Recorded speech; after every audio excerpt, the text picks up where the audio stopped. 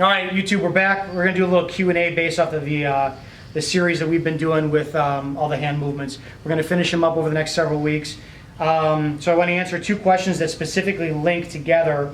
This is a question from the Can You Beat a Giant video where I was with Martin from Canada. This is from David Wang. David asks, hi Sifu, so okay, I get forwarding energy motion thing that you always talk about.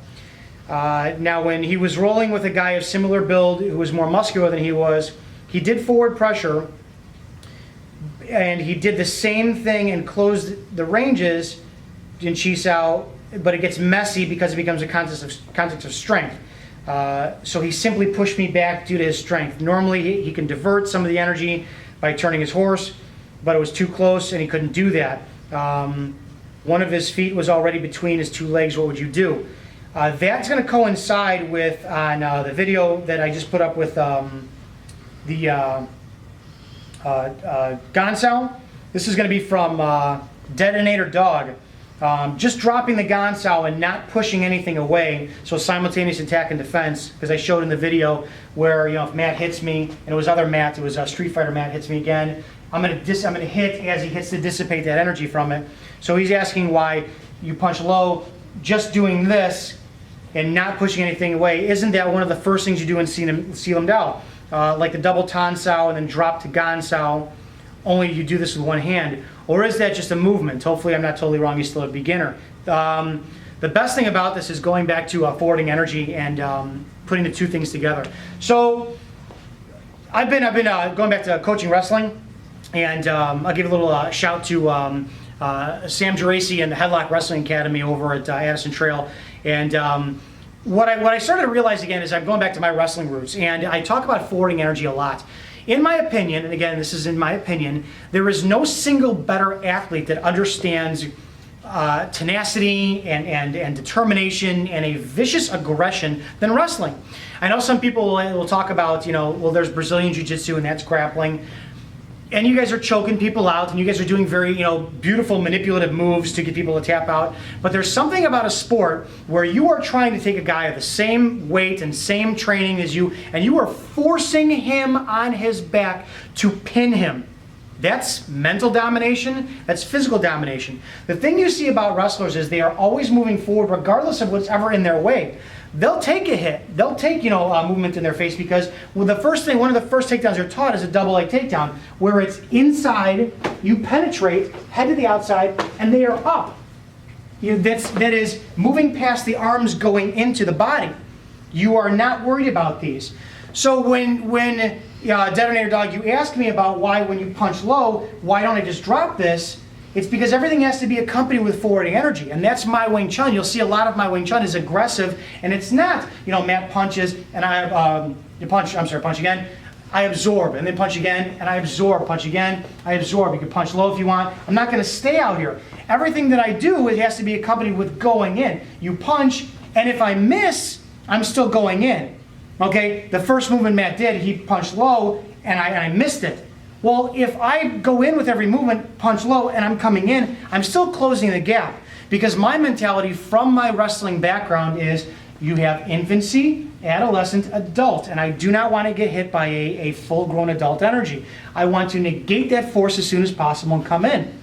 To go back to the first question, as far as what happens with structure and structure, Matt and I have the same height. I'm built a little bit thicker than him. I have old man strength where, our tendons and our ligaments are stronger. And Matt is younger and better shape than I am, but I have better control over my body. So that's where I talk about muscling in on him. When we Chi Sao, there are several different ways to Chi Sao, and I've talked about this a million times. You have the Chi Sao where you are feeling sensitivity, and you're trying with movement to feel motions. But if I turn up the heat on Matt, I'm going to get faster, I'm going to get more aggressive, I'm going to go in and I'm going to overwhelm him with my attribute, and one of my attributes is strength. So I do use that. To answer your question, you have to learn to negate the damage as much as possible. So when I give pressure to people, my students, we do that original, real soft Chi Sao. But if I'm going to give Matt aggressive Chi Sao strength, I've got to show him, okay, I'm pushing you here, but you see this hole here? He's got to learn to hit hard. Because that hard hit is going to negate me, regardless of if I'm coming in. So that's going to give him recovery better. So recover. And I'm going to keep the pressure on him. And I'll give him holes of chaos. You know, I'm going to give him openings. Then he's got to push in and give hard energy back. So there's training purposes too. Because the one thing that all of us train in Wing Chun is Wing Chun on Wing Chun. Then you get to the people who, you know, we look for, okay, I'm going to fight somebody who's a street fighter and you want these hands? They're not going to be there. So although my center may be tight, you know, somebody who is a boxer, a kickboxer, a Brazilian Jiu-Jitsu guy, or a wrestler, they're not going to have that center line protection the way we do. So you can't depend on, link up. Oh, okay, we're going to fight here. And you're going to have that perfect energy. You know, I'll go back to the Danny Horgan video of Wing Chun Blast, the first episode. Danny's energy is chaotic. This was Danny's rolling. A lot of forward pressure, a lot of over-the-top movement. And it's not pure and it's not clean. It's fighting energy. So my only way of dealing with that was to come in constantly and hit and find those movements. So to answer your question for the first part is that if you have a bigger, stronger energy, you may want to ask him to be a good training partner and just not beat the shit out of you and take time and go, okay, can you give me some opportunity? And this is what I do with wrestling. This is what I do with people is I'll give you hard opportunity here, but I'm going to show you here. Hard opportunity here, and you're going to find that. Hard opportunity here, and I'm going to give you these options and go, you better find your way out of that. Because you are going to deal with aggressive muscling energy on the street. You're not going to deal with soft. And if you think that you're going to beat somebody with soft energy, you know, like in a Kung Fu movie, it's not going to happen. The second part is if you're a new student in Wing Chun, understand that the form gives you hand techniques, hand shapes, hand energies in relation to the rest of your body.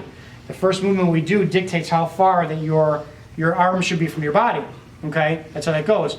Chum Kyu, seeking the bridge, is not seeking the bridge, well, I'm going to learn how to step into it. It's learning how to put together the bridge in yourself. Okay, the first part of the first form, we're static, we don't move.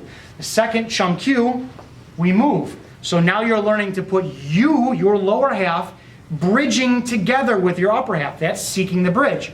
So if you can accept off the fact that Wing Chun, again, is not, you spend a distance away from somebody and you do movements that are out here.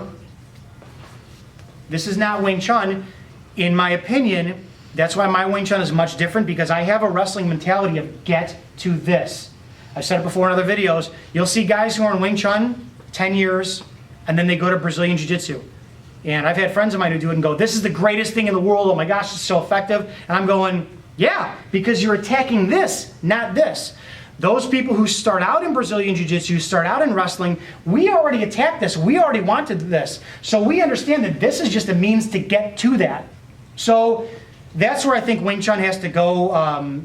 Further progression is eliminate the mentality of, you know, dealing with this. You ultimately want this, which is why this whole series of videos is not, well, you punch. This is not a technique, it's an energy. Punch low. This is not a technique, this is an energy. Punch low again. This is not a technique, it's an energy. Okay, we're not chasing this. We're ultimately trying to get that. So if you can put that, these two questions are very, very, they're very connecting. Forwarding energy. Ask your partner to back off a little bit and give you opportunities.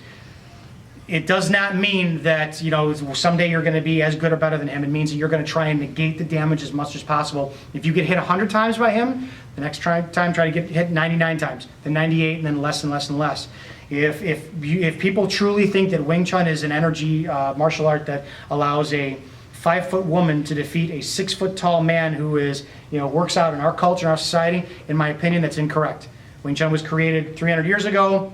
Where people who were my height, we were giants in China. Ip Man is 5'3". In my very humble opinion, and if Ip Man came to America today and tried Wing Chun on some of these MMA guys who are heavyweights, there would be no Ip Man. Okay, so do your best to work as a training partner with him better, get him to give you opportunities to present itself, and then remember that and feel it, because that's what Chisao is, and work those holes. And then for the first question, or the second question, always accompany something with forwarding energy. Learn it, but understand that you're accompanied with forwarding energy. All right, that's the Q&A for this, and we'll see you on the next video.